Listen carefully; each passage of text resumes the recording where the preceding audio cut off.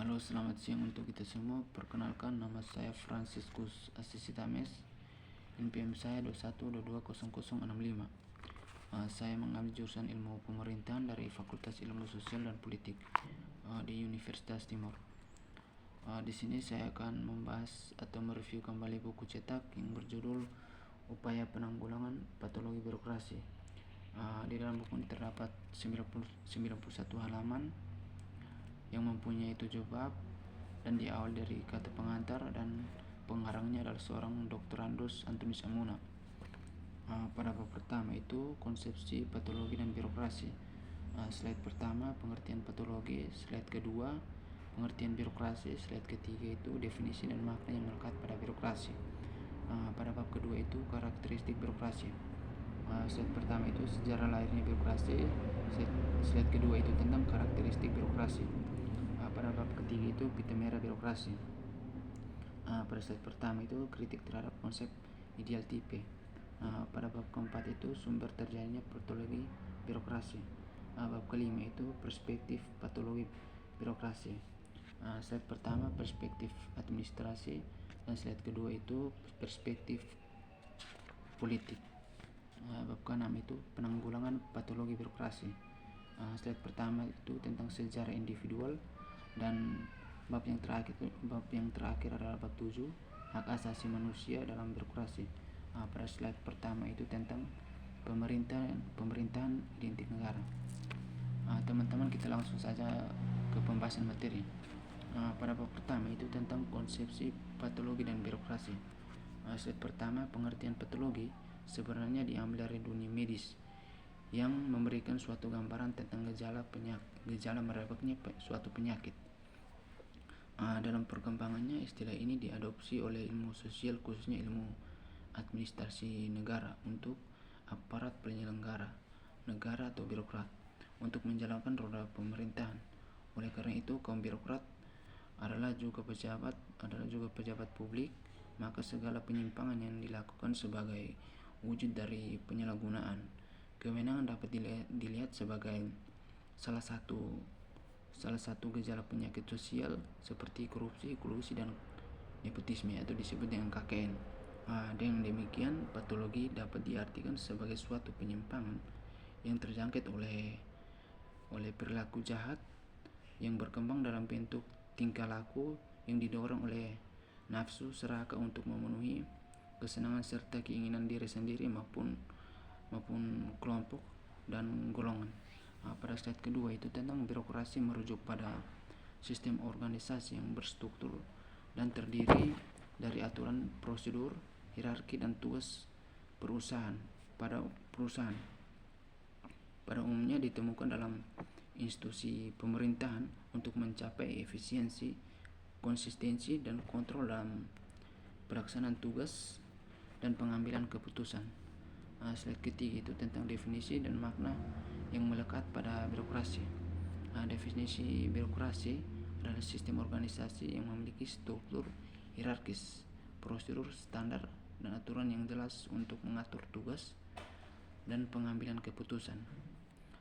Makna yang melekat pada birokrasi seringkali melibatkan konsep seperti kepatuhan terhadap aturan, rutinitas prosedur yang lambat, dan kecenderungan terhadap pengambilan keputusan yang terlalu formal atau lambat. Sementara itu, di satu sisi birokrasi dapat memberikan stabilitas dan prediktibilitas, di sisi lain ia juga dapat menyebabkan hambatan dalam inovasi dan fleksibilitas. Pada bab kedua itu tentang karakteristik birokrasi. Slide pertama itu sejarah lahirnya birokrasi. Pada poin pertama, era kuno atau zaman kuno, birokrasi sudah ada dalam kerajaan kuno seperti Mesir kuno, Tiongkok kuno, dan kekaisaran Romawi. Mereka memiliki sistem administrasi yang terorganisasi dengan baik untuk mengatur pajak, hukum, dan administrasi lainnya. Slide kedua itu abad pertengahan di Eropa. Birokrasi terutama terkait dengan pemerintahan feodal dan gereja, administrasi kerajaan dan keuskupan memiliki struktur hierarki yang mengatur pemerintahan dan administrasi keuangan. Slide ketiga itu revolusi industri. perkembangan industri yang lebih kompleks yang mendorong pertumbuhan birokrasi di perusahaan-perusahaan yang sangat besar. Slide kedua itu karakter birokrasi. Pada poin pertama itu struktur hierarkis birokrasi memiliki struktur organisasi yang terdiri dari tingkatan atau level yang jelas, dimulai dari pemimpin yang tertinggi hingga tingkat paling terendah. Poin kedua itu aturan dan prosedur. Terdapat aturan, kebijakan, dan prosedur yang ditetapkan secara tertulis untuk mengatur aktivitas dan pengambilan keputusan dalam birokrasi. Poin ketiga itu spesialisasi dan divisi kerja. Birokrasi seringkali melibatkan pembagian tugas dan tanggung jawab berdasarkan spesialisasi dengan sikap unit dan individu bertanggung jawab atas tugas-tugas tersebut. Pada bab ketiga itu pita merah birokrasi. Poin pertama itu abstraksi yang terlalu tinggi. Kritik utama terhadap konsep tipe ideal adalah bahwa mereka seringkali terlalu abstrak dan tidak terlalu mencerminkan realitas yang kompleks dan beragam. Pada poin kedua itu tentang keterbatasan dan penerapan empiris. Konsep tipe ideal sulit diterapkan secara empiris karena mereka merupakan konstruksi pikiran yang tidak selalu memiliki kesesuaian dengan fenomena sosial yang dihadapi dalam dunia nyata. Pada bab keempat itu sumber terjadinya patologi birokrasi. Yang pertama itu keteguhan prosedur. Birokrasi seringkali terlihat pada aturan prosedur dan hierarki yang kaku. Hal ini dapat menghambat fleksibilitas dan inovasi serta membuat pengambilan keputusan menjadi lambat dan sulit untuk menyesuaikan diri dengan perubahan lingkungan. Yang kedua itu hierarki dan pembatasan birokrasi. Struktur hierarkis dan birokrasi dapat menyebabkan penyampaian informasi yang lambat dan kesulitan dalam berkomunikasi secara efektif antara unit dan tingkat organisasi. Bab kelima itu perspektif patologi birokrasi. Slide pertama itu perspektif administrasi mengacu pada cara pandang atau sudut pandang dalam memahami dan menganalisis administrasi publik, manajemen organisasi atau bidang lainnya.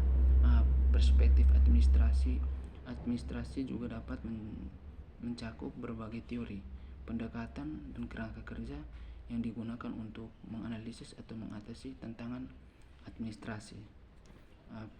Poin yang kedua itu perspektif politik adalah cara pandang terhadap fenomena politik yang melibatkan analisis kekuasaan, kebijakan, institusi, dan interaksi antara berbagai aktor politik. Perspektif politik juga menjelaskan fenomena politik yang beragam dalam konteks lokal, nasional maupun internasional. Bab ke-6 penanggulangan patologi birokrasi. Slide pertama itu secara individual. Perspektif politik merujuk pada cara seseorang memandang dan memahami masalah politik berdasarkan nilai-nilai, kepercayaan, pengalaman, dan kepentingan pribadi mereka sendiri. Secara individu dapat dipengaruhi oleh latar belakang sosial, ekonomi, budaya, dan pendidikan mereka. Pada bab yang terakhir adalah bab 7 hak asasi manusia dalam birokrasi. Pada poin pertama itu pemerintahan identik negara adalah doktrin hukum internasional yang mengakui suatu negara sebagai penerus hukum dari negara sebelumnya. Misalnya ketika suatu negara mengalami perubahan politik dan pembubaran pemerintahan identik negara mungkin digunakan untuk memastikan kelangsungan hukum dan kebijakan internasional dari negara tersebut. Sekian dari video saya. Mungkin ada kata yang kurang atau penjelasan yang kurang dipahami oleh teman-teman. Saya mohon maaf. Saya pamit undur diri. Sampai jumpa di video selanjutnya.